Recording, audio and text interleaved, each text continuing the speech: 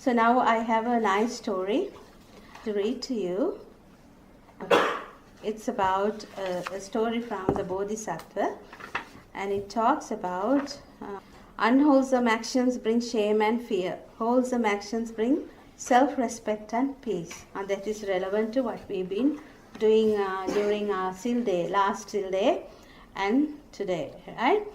So everyone sit nicely and listen carefully. So the story that I'm going to read today is Prince Good Speaker and the Water Demon. The first one is about rebirth of the Bodhisattva. Do you know who Bodhisattva is? Who is a Bodhisattva? Maybe it's like a rebirth of the Bodhi tree or something? No. Yeah? Yeah, Buddha, but what? Bodhisattva is not Buddha actually. He is an aspirant who is trying to attain the Buddhahood, right? That is Bodhisattva. So now it's a story about the Bodhisattva, and it's taken from the Buddhist tales. You know, the Bodhisattvas, you have the 550 tales, life stories. It's coming from one of them. So once upon a time, listen attentively, and once upon a time there was a very righteous king.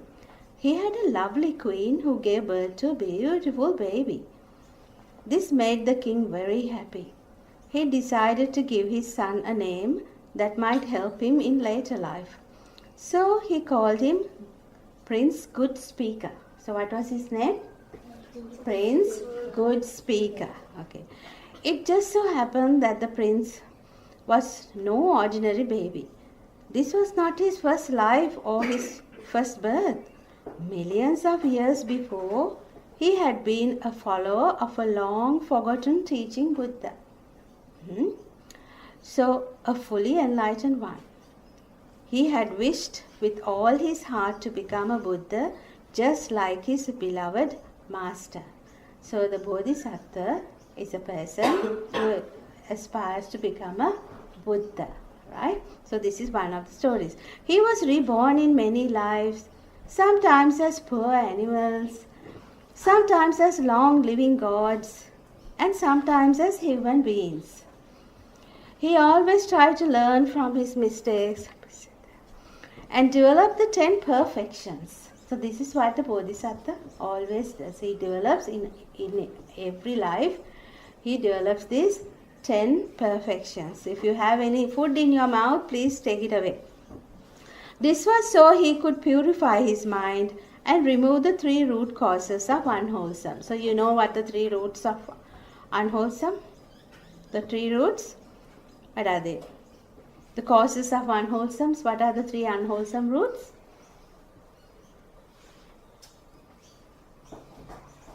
What are they? Greed, starting with greed, anger and delusion, right? They are the unwholesome roots. So the poisons of craving, anger and the delusion of a separate self. And they are the poisons of craving, anger and the delusion of a separate self. By using the perfections, he would someday be able to replace the poisons with the 3 purities.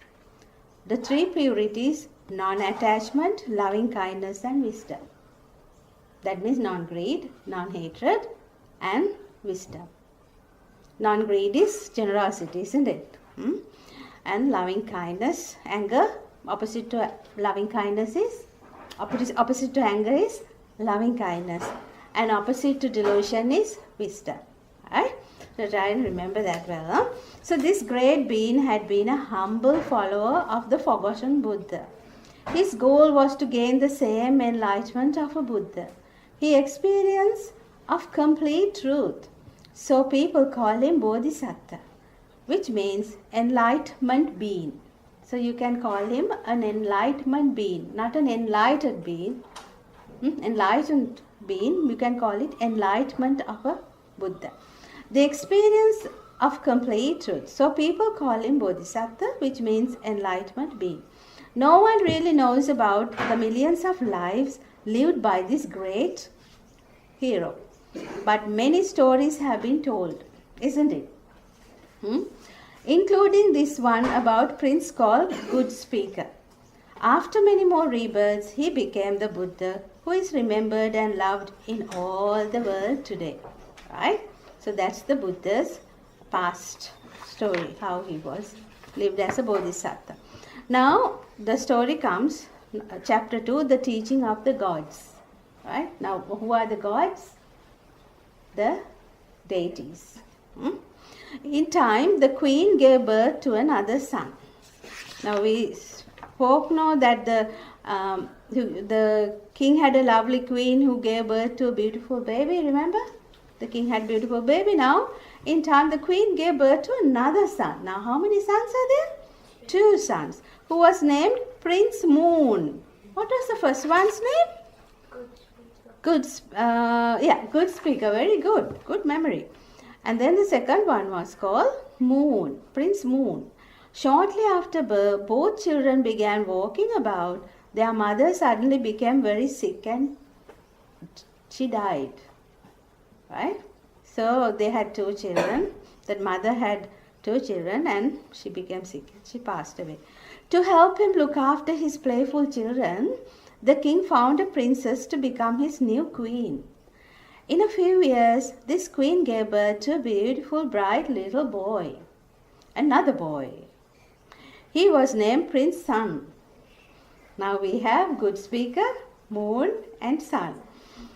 Since the king was so happy, he wanted to please his queen and rewarded her for bringing up all 3 children. So he promised to grant her one wish. The queen considered and said, "Thank you, my lord. I will make my wish at some time in the future." So she was granted with a wish, but she said, "No, I will use that opportunity sometime later." Right. As time went on, the princes grew into wonderful, playful youngsters. The queen saw that Prince Good Speaker was intelligent and understanding. She thought, if these 2 older princes remain in the palace, my son, Prince Sun, will never get a chance to be king. Therefore, I must do something to make him the next king. So now she is planning. Now she got a evil thought, isn't it? She thought, because the first one, the Good Speaker, was very bright. Why was he bright? Why do you think he was so bright?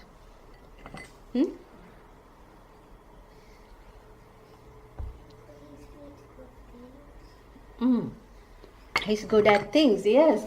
But what's the difference with the Good Speaker?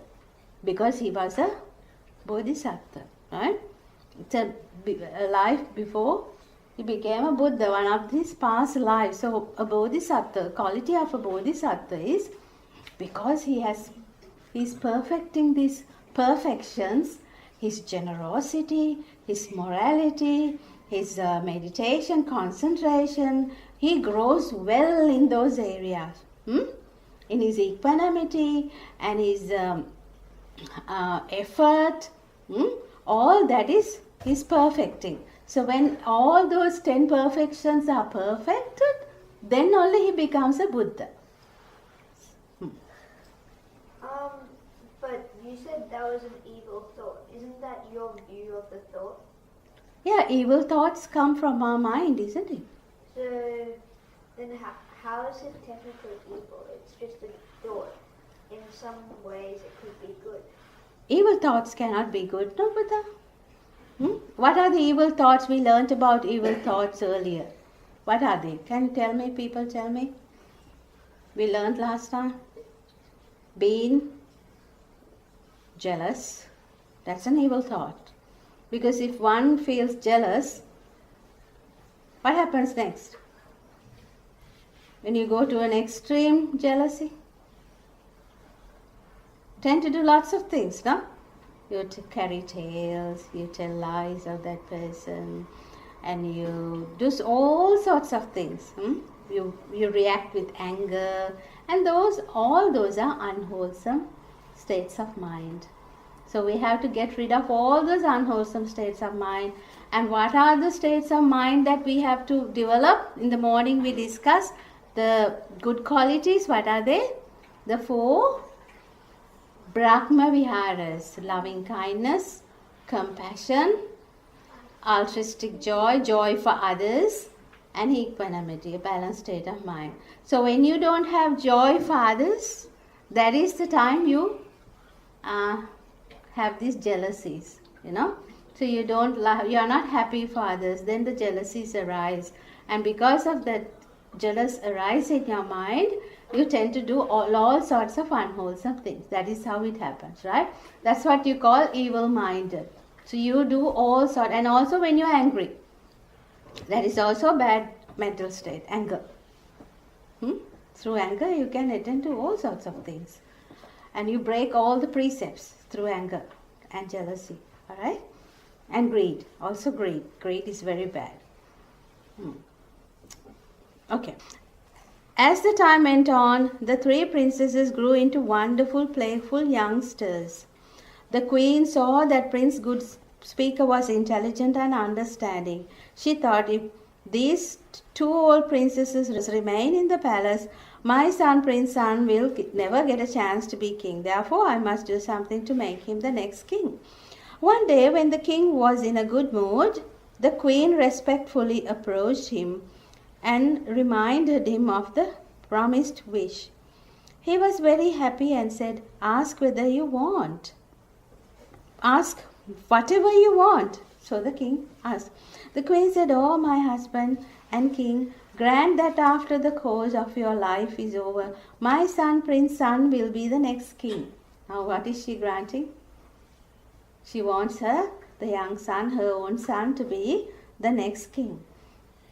The king was shocked by this request. He became angry and said, "My first 2 children are like bright stars. How can I give the kingdom to my 3rd son? All the people will blame me. That cannot be done." The queen kept silent. Why cannot that be done? Because always the throne goes to the oldest person. Now there are 2 older sons, and now she wants her youngest son to be the king. So, as happy as the king had been, he now became just as unhappy. See how the happiness turns into unhappiness very quickly, no? We were talking about that last time also. He was afraid and filled with doubt. He suspected that the queen might destroy his firstborn children by some wicked means. He decided that he must make sure his children were safe. Secretly, the king called Prince Goodskeeper and Prince Moon to help him. He told them of the queen's dangerous desire. He sadly said that the only safe thing for them to do was to leave the kingdom. They should return only after their father's death and take their rightful places ruling the kingdom.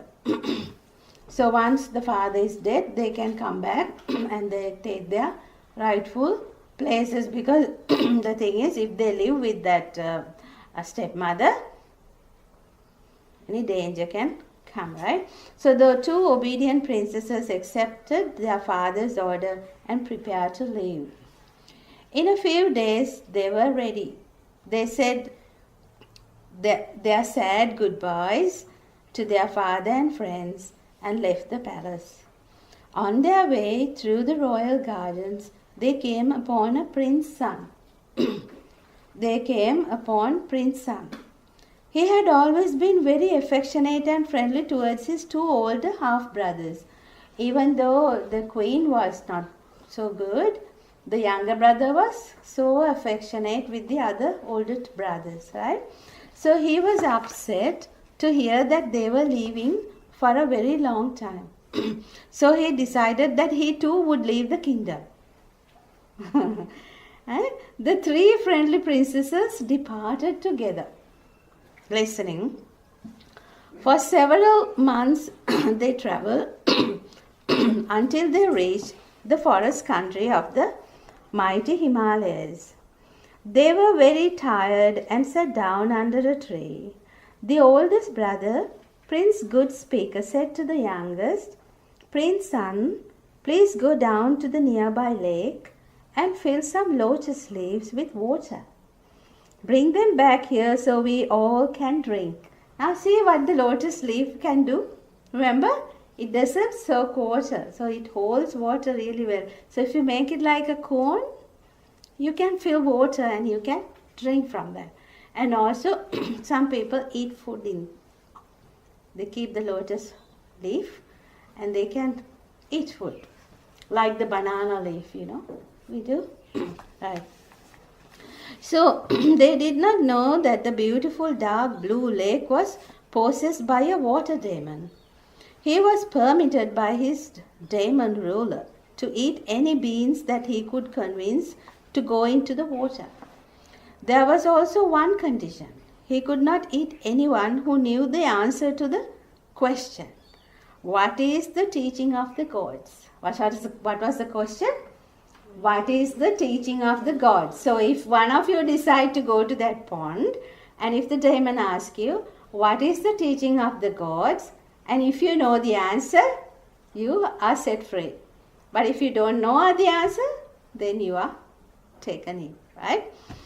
When Prince Sun arrived at the shore of the lake, being dry and dirty and tired, he went directly into the water without any investigation. So you see, you should never walk into a place like that, no?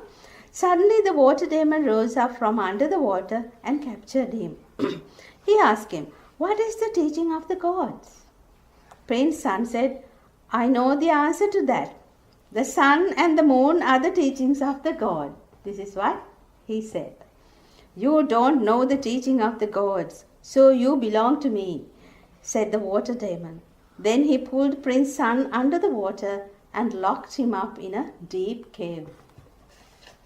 Since Prince Sun was delayed, Prince Good Speaker asked the second brother, Prince Moon, to go down to the lake and bring back water in lotus leaves. When he got there, he too went directly into the water without examining. Again the water demon appeared, grabbed him and asked, what is the teaching of the gods? Prince Moon said, I know the answer to that. The 4 directions, north, east, south and west. These are the teachings of the gods. You don't know the teachings of the gods, so you belong to me, replied the water demon. And he locked up Prince Moon in the same underwater cave with Prince Sun. When both his brothers did not return, Prince Good Speaker began to worry that they might be in some danger. So he himself went down to the beautiful dark blue lake. As he was a wise and careful person, he did not go directly into the water. So now the Bodhisattva, the good speaker, is going next. But he is very cautious because he is intelligent, right? And also he is mindful. So he knows what he is doing, right? So instead he investigated and saw that there were 2 sets of footprints leading into the lake, but not coming out again. See what he inspected? The footprints are going into the lake, but you can't see them coming back. Then to protect himself, he got his sword and bow and arrows ready. He began to walk around the lake. Now he is not just going and touching water or jumping into it. He is cautious and he is just watchful to see what is happening. And he is going around the lake. Seeing that his prince did not go straight into the lake, the water demon appeared to him disguised as a humble villager. He said to him, my dear friend, you look tired and dirty from much walking. Why don't you get into the water and bathe, drink and eat some lotus roots? Remembering the one-way footprints, Prince Good Speaker said, you must be some kind of demon disguised as a human. What have you done with my brothers? Surprised at being recognized so quickly, the water demon returned to his true ferocious appearance. He replied to the wise prince, by my rights, I have captured your brothers. The prince asked, for what reason? So that soon I can gobble them up. The demon answered, I have permission from my demon ruler to eat all those who go into this lake who do not know the teaching of the gods. If anyone does know the teaching of the gods, I am not allowed to eat them. So, if you know the teachings of the gods, he is not allowed to teach them. Why do you think that is so? If he knows the teachings of the gods, why can't he eat them? Because they're like powerful people. Yeah, they are full of virtues. They are virtuous. The teachings of the gods means they practice the virtues. So people with good virtues, the demon is not allowed to eat, right? So then Prince asked, why do you need to know this? What is the advantage to a demon like you to know the teaching of the gods? The water demon replied, I know there must be some advantage to me. Then I will tell you what the gods teach. It's good speaker. But I have a problem. Look at me. I am covered with dust and dirt from traveling. I cannot speak about wise teachings in this condition. Now he is planning a strategy. By now, the water demon realized that his prince was especially wise. So he washed and refreshed him. He gave him water to drink from lotus leaves and tender lotus roots to eat. He prepared a comfortable seat for him, decorated with pretty wildflowers. After laying aside his sword and bow and arrows, the enlightenment being sat on the adorned seat. The ferocious demon sat by his feet, just like a student listening to a respected teacher. Can you see this picture here? That's the demon, and this is the good speaker, right? Okay. Prince Good Speaker said, this is the teaching of the gods. Now listen.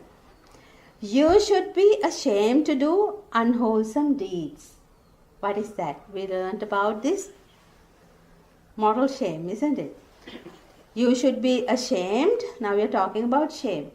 To do unwholesome deeds. That is number 1. I'm going to ask you, so try and remember, right? You should be ashamed to do unwholesome things. Number 2. You should be afraid to do unwholesome deeds. Right? You should be afraid. That is moral fear. So when you have moral fear, you are afraid to do unwholesome deeds. Third one. You should always do wholesome deeds. You should always do wholesome deeds. Then that brings happiness to others and help mankind. Then you will shine with the inner light of calm and peacefulness. So what does this mean? When you have moral shame and moral fear, they are wholesome, isn't it? And they say you should always do wholesome deeds. Now what are wholesome deeds? What are 3 wholesome deeds we have learned? Generosity, loving kindness, and wisdom. Right. So when you practice these wholesome deeds, and when you have your virtues, now see, moral shame and moral fear are virtues. They are in your precepts. So when you practice your precepts well, you develop this moral shame and moral fear. And then when you attend to all wholesome deeds, that bring happiness to others. What does that mean? So when you are a person with full of virtues, that gives happiness to others. How can that be? Explain to me. When you have good virtues, can that bring happiness to others? How? Try and tell me. Because the people who associate you, they also learn these good skills from you. And when you don't get into these bad habits of breaking the precepts, you become a very trustworthy person, isn't it? Very praiseworthy person. People like associating good people who practices this good morality, good skills. Understand? And then you bring, so that way you bring happiness to others. So when you're always a good person, it gives a lot of happiness to people who associate you. to your sisters and brothers, to your parents, to your teachers, to the people live around you, to your friends, sisters and brothers, isn't it? So when you have a virtuous family member, a virtuous sister or a brother, or all of them are in good virtues, practicing wholesome deeds, that family is so peaceful. That family can live very happily. Because you don't attend to unwholesome things. Because unwholesome things always give unhappiness. Have you ever noticed what are unwholesome things? Things to do with greed, anger, and delusion. So whenever you have greed in your mind, whenever you have anger in your mind, whenever you have jealousies in your mind, and whenever you have these, what are the other things that we learn? All these bad qualities that we know, when you have them in your mind, that mind is not a happy mind. Have you noticed? Can you be happy with all those bad qualities in you? No, you can't gain happiness. Yeah? So then how do we get rid of them? By practicing the Brahma Viharas. You get rid of them. So you practice loving kindness, then you practice mudita, which is being happy for others, looking at them and being happy for others. And then the second one is compassion, helping others in need when they are in need. Then the third one is mudita, which is being happy for others, and altruistic joy. That is altruistic joy. And the fourth one is equanimity, the balanced state of mind, where you learn to be balanced with everyone.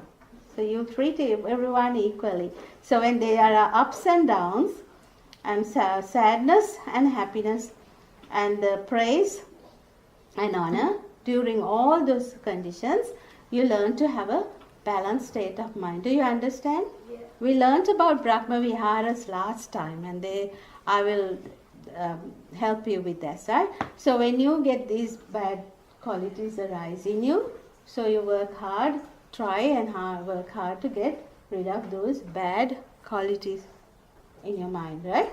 Yeah. Okay, we will help you. But first, don't you have to be present to those qualities? Sorry? First, don't you have to be present to the anger? Yeah, when you get anger, you realize that I have anger in me. And now I know that this is a bad quality. And then you look at the roots. How did this anger rise in me? What was the cause? When you look at the cause, you will see that there is always greed there. There's meaning that you made. Yeah, because of that, this happened. So what you need to do is you have to eradicate the root, the cause of it. Right? So that way gradually you can get rid of these bad qualities. Slowly and gradually you learn to get rid of them. Then only you can have a peaceful mind, a beautiful mind, a happier mind. Right? Okay? And then what's the time now?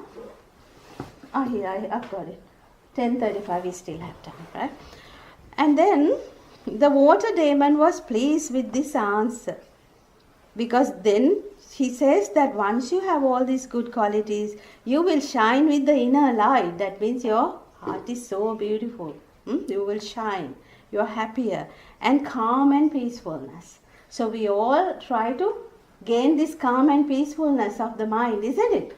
And that is why we come for this 8 precept day. So we learn the Buddha's Dhamma, and then we'll practice, and also we'll practice a bit of meditation so we can calm our mind. And that way when the mind is calm, you know that those bad qualities, you can see that very easily. And then it's easy for you to get rid of them, right? So now, so the water demon was pleased with this answer and said, "Worthy prince, you have completely satisfied my question. You have made me so happy that I will give you back one of your brothers." See, he felt so happy. "Which one do you choose?" Prince Good Speaker said, "Release my younger brother, Prince Ang." To this the demon replied, "My lord Prince, wise one, you know the teaching of the gods, but you do not practice it. Now he is finding a fault, right? The prince asked, "Why do you say that?" The demon said, "Because you leave the older one to die and save the younger. You do not respect elders." Because he wanted the younger one, because he had something else in his mind, because the younger one belongs to his mother, isn't it? And then if he dies first, the people will blame, no? Others will blame that, that one got lost and the other two were saved, and they might think that they have killed him, no? Yeah. The prince then said, "Oh, demon, I know the teaching of the gods and I do practice it. We 3 princes came to this forest because of the youngest brother. His mother requested our father's kingdom for him. So it was for our protection that our father sent us here. The young prince's son joined us out of friendship. But if we return to the court without him and say he was eaten by a water demon who wanted to know the teaching of the gods, who would believe us? They would think we killed him because he was the cause of our danger." Do you understand that? "This would bring shame to us and unhappiness to the kingdom.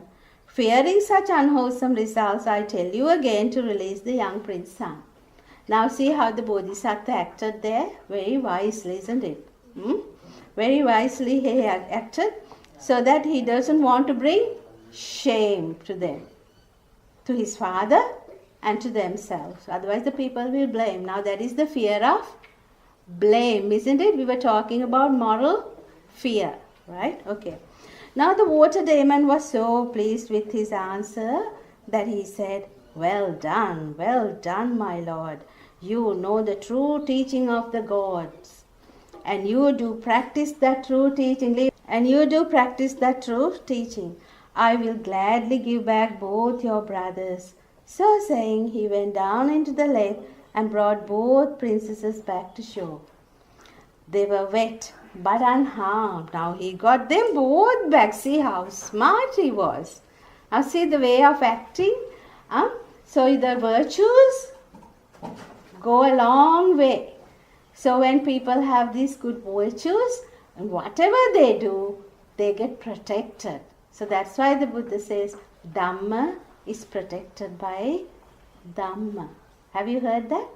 Dhamma is protected by Dhamma. So when you're in the right direction, when you do the right thing, when you act rightly, always when you are intelligent, when you are knowledgeable, that's what you call wisdom, right? The right understanding.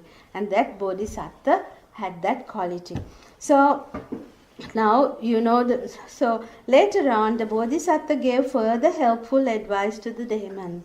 He said, "Oh water demon, my new friend, you must have done many unwholesome deeds in your previous..." Now see, Bodhisattva is so kind, he practiced this kindness and compassion to a great extent. Now he is feeling sorry for the water demon. Usually what the people do is, they will be very angry about him, and will try to kill that person. But now here Bodhisattva is so concerned about the water demon. And he's saying, "Oh water demon, my new friend, you must have done many unwholesome deeds in your previous lives, so that you were born as a flesh-eating demon."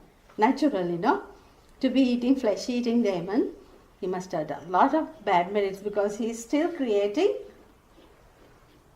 bad merits, doesn't he? Yeah.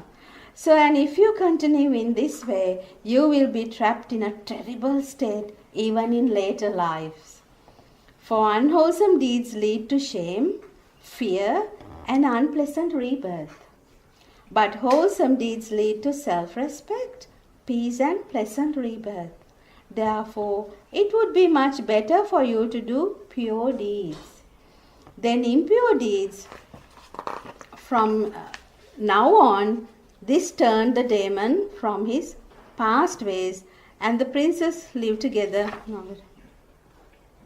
Now, from now on, this turned the demon from his past ways, and the princes lived together happily under his protection. So now, you see, not only the Bodhisattva helped the other two brothers, rescued the other two brothers, but also he is so kind and he felt so much. That is what you call karuna. See, he had the compassionate feeling of the daemon. And now he's saying, so now he's very happy and he turned him, the daemon, from his past bad actions, and the princess lived together happily under his protection. And the princess, one day word came that the king had died. Oh, now they heard that the king had died. So the three princesses, as well as their friend, the water daemon, returned to the capital city. Prince Good Speaker was crowned as king. Prince Moon became the chief minister. Is this way? The prince who was crowned as the king? Who was crowned as the king? Very good, good speaker. That means you've been listening. And who was the chief minister? Prince Moon, good. And the prince's son became the commander of the army. So he took care of the commander of the army. And the water daemon was awarded a safe place to live. So he had a safe place to live, where he was well fed, cared for, and entertained for the rest of his life. In this way, they all acquired wholesome meritorious thoughts, leading to rebirth in a heaven world. Now, last time we were talking about, some people asked me, how can we be reborn in the heaven? Remember? So now see, with this moral shame and moral fear, those are virtues, and also you practice your 5 virtues, and then also the practice of the faith, virtues, then learning, generosity, wisdom. With all that, moral shame and moral fear, then you practice all those good qualities, then you are sure of being born in a better, higher realm, right? So now, the moral behind this story is, unwholesome actions bring shame and fear. When you do unwholesome things, people live in fear. Even if you steal something, they live in fear. That doesn't bring you happiness, right? And also, what other things can bring you? If you do, people behave badly, isn't it? You steal something, you are called what are you called? A thief or a liar, isn't it? And then you killing animals doesn't give you happiness either, because you don't give happiness to others. Killing means you don't give happiness to others, because we don't like to be killed. And likewise, even though the animals are smaller, some creatures are very small, still they love their life just as we do. They don't like to be killed, they don't like to get hurt, don't they? So we avoid those unwholesome actions. So all these unwholesome actions bring shame and fear, and wholesome actions bring self-respect and peace. So it's the self-respect we talk about. When you attend to wholesome things, wholesome actions, always people like it, don't they? Your friends, say you have your friend groups, your friendly groups, and then in your group, I'm sure you wouldn't like to have a friend who is lying, who is stealing. Do you like? It's be very difficult, no? If someone is stealing from your group, then what do? You try to avoid that person, isn't it? And using harsh words, nobody likes. And then carrying tales, talking about this one and talking about that one with another one, and breaking their friendship. Do you like? No, you don't like that. And also you don't like people using useless talk, unnecessary talk, no? Talking about others and this and that.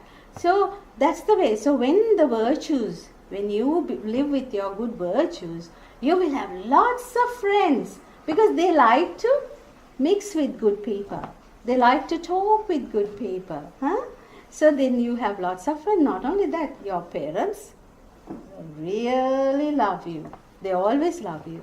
But then they will be very happy about your livelihood, isn't it? And your teachers, they praise you for that, isn't it?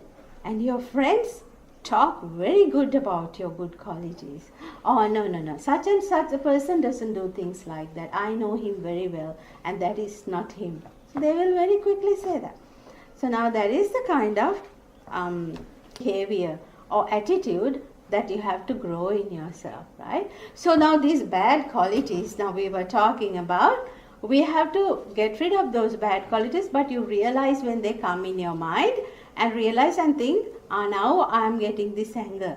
Now I am having this jealousy. Now I have to quickly turn my jealousy to a goodwill, isn't it? Yeah. So I have to learn to be happy for that person. Otherwise, I am going to generate karma, bad karma myself. So that way you can change your bad habits. So don't make bad habits come into your mind. Always the habits should be good habits. And that way you can learn well, because you don't have much hindrances in your mind. When you don't have those bad habits, very less hindrances will occur into your mind. You can study well, you can live well with people, then you will be very intelligent, then you will have lots of friends, isn't it? Then when you grow up with those good models, you can do a very good job. Because in the society today, when you are offered a job, people look for those good qualities. They don't like people who's misbehaving, who is lying, who is stealing, do they? No. And who is truthful. They like people, truthful people. So that way, it will be very easy for you to get a good job and live well in the society. So see the Buddhist teachings, how beautiful they are, the way the Buddha taught us, so that we can lead a beautiful and a happier life without suffering with the hindrances, without suffering with the bad qualities. Now the good qualities the Buddha showed us to develop in us. What are they?